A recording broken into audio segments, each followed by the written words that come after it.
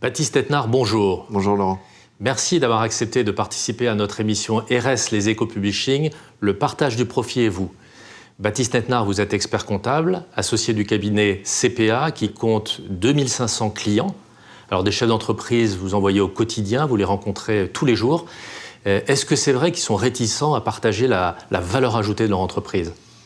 Je dirais pas qu'ils sont réticents, c'est-à-dire que le chef d'entreprise a besoin de maîtriser justement sa valeur ajoutée, son profit, et veut pouvoir connaître quelle est la redistribution du profit qu'il va faire. Alors des dispositifs de partage de la valeur ajoutée au sens large, il y en a beaucoup, des dispositifs collectifs. On a un peu évoqué quelque part indirectement l'intéressement.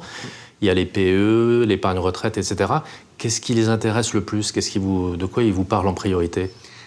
Au final, on se rend compte justement qu'ils connaissent très peu ces différents dispositifs. Et là, nous, notre rôle d'expert comptable et de conseil du chef d'entreprise prend tout son sens. Où justement, il faut qu'on leur explique exactement quels sont les outils et quels seront les impacts sur les comptes de leurs clients, de leur société. Et peut-être aussi quels seront les avantages, parce que j'ai cru comprendre qu'en début d'année, il y a eu un changement fort.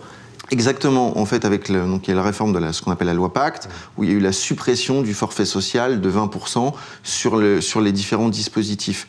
Donc du coup, il y a une vraie économie de charges sociales pour les sociétés. Souvent des petits boosters qui changent la donne. Tout à fait.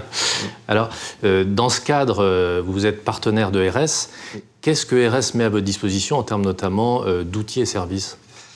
En fait, pour moi, RS, c'est globalement un facilitateur. C'est-à-dire qu'on a notre espace dédié au cabinet, où on retrouve tous les comptes de nos clients, et ils mettent également à notre disposition des modèles, contrats d'intéressement, PE, PERCO, qu'on peut réaliser pour le compte de nos clients, ou qu'on peut en effet donner à un conseiller de gestion de patrimoine.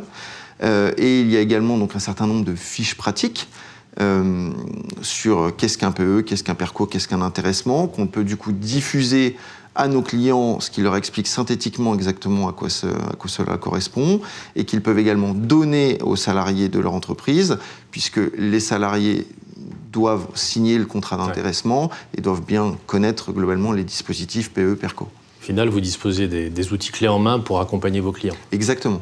Alors, on voit bien le schéma du partenariat. Est-ce que maintenant, vous pouvez nous raconter comment ça se passe dans la vraie vie, nous raconter un cas client ? Oui, bien sûr. Là, justement, avec la suppression du forfait social, on a mis en place un certain nombre de plans d'intéressement et de PE, PERCO. J'ai un groupe de sociétés qui se développe assez fortement depuis plusieurs années. Ils ont un vrai problème de recrutement et il y a un côté commercial fort. Donc, on a mis en place justement un intéressement, un PE et un PERCO pour fidéliser les équipes, les motiver au développement commercial, et on espère que l'entreprise va pouvoir continuer sa dynamique et en même temps va pouvoir fédérer et que les salariés soient tout aussi contents de travailler là-bas. Dispositif gagnant-gagnant, comme on a dit ça à l'époque. Baptiste Etnard, merci beaucoup pour votre témoignage. Je vous en prie, merci Laurent.